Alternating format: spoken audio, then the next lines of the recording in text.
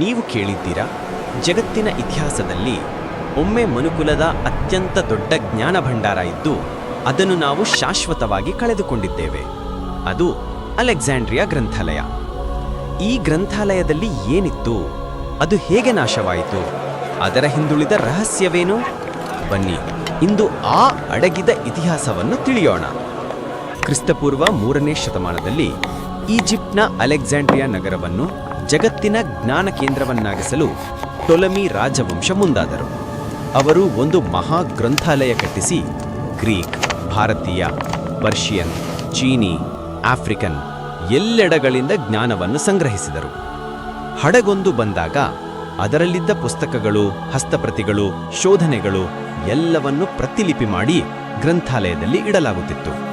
ಅಂದಿನ ಕಾಲದಲ್ಲಿ ಇದು ಮನುಕುಲದ ಅತಿ ದೊಡ್ಡ ಲೈಬ್ರರಿಯಾಗಿತ್ತು. ವಿಜ್ಞಾನ, ಗಣಿತ, ಖಗೋಳಶಾಸ್ತ್ರ, ವೈದ್ಯಶಾಸ್ತ್ರ, ತತ್ವಶಾಸ್ತ್ರ ಯಾವ ವಿಷಯಕ್ಕೂ ಇಲ್ಲಿ ಉತ್ತರ ಇತ್ತು ಎಂದು ಇತಿಹಾಸಕಾರರು ಹೇಳ್ತಾರೆ.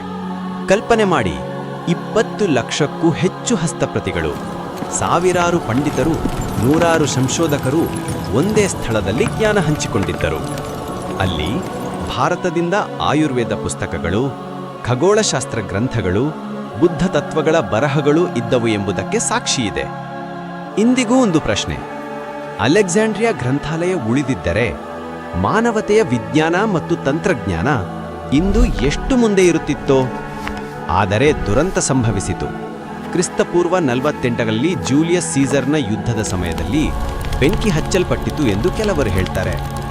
ಇನ್ನೂ ಕೆಲವು ಇತಿಹಾಸಕಾರರು ಕ್ರಿಸ್ತಶಕ 2ನೇ ಶತಮಾನದಲ್ಲಿ ಒರೇಲಿಯನ್ ಯುದ್ಧದಲ್ಲಿ ಸುಟ್ಟಿತು ಎನ್ನುತ್ತಾರೆ.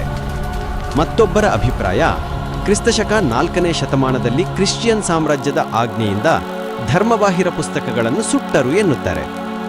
ಯಾವ ಕಾರಣವಾದರೂ ಸರಿ, ಲಕ್ಷಾಂತರ ಪುಸ್ತಕಗಳು, ಸಾವಿರಾರು ವರ್ಷಗಳ ಜ್ಞಾನ ಶಾಶ್ವತವಾಗಿ ನಾಶವಾಯಿತು. ಅದನ್ನು ಇಂದಿಗೂ ಮನುಕುಲದ ಇತಿಹಾಸದ ಅತ್ಯಂತ ದೊಡ್ಡ ಜ್ಞಾನ ನಷ್ಟ ಎಂದು ಕರೆಯಲಾಗುತ್ತದೆ. ಅಲೆಕ್ಸಾಂಡ್ರಿಯಾ ಗ್ರಂಥಾಲಯ ಇಂದಿಗೂ ನಮಗೆ ಒಂದು ಪಾಠ ಕೊಡುತ್ತದೆ. ಜ್ಞಾನವೇ ನಿಜವಾದ ಸಂಪತ್ತು. ಅದು ಬೆಂಕಿಯಲ್ಲಿ ಸುಡಬಹುದು, ಆದರೆ ಆ ವಿಚಾರಗಳನ್ನು ಉಳಿಸಿ ಹಂಚಿಕೊಳ್ಳುವುದು ನಮ್ಮ ಜವಾಬ್ದಾರಿ. ಈ ರಹಸ್ಯ ಇತಿಹಾಸ ನಮಗೆ ನೆನಪಿಸುತ್ತದೆ: ಜ್ಞಾನವನ್ನು ಕಾಪಾಡಿ, ಹಂಚಿಕೊಳ್ಳಿ, ಇಲ್ಲದಿದ್ದರೆ ಭವಿಷ್ಯವು ಕತ್ತಲೆಯಲ್ಲೇ ಮುಳುಗುತ್ತದೆ. ಇಂತಹ ಅಡಗಿದ ಇತಿಹಾಸದ ಕಥೆಗಳು ನಿಮಗೆ ಇಷ್ಟವಾಗಿದ್ದರೆ ಚಾನೆಲ್ను ಫಾಲೋ ಮಾಡಿ, ಲೈಕ್ ಮಾಡಿ ಮತ್ತು ಹಂಚಿಕೊಳ್ಳಿ.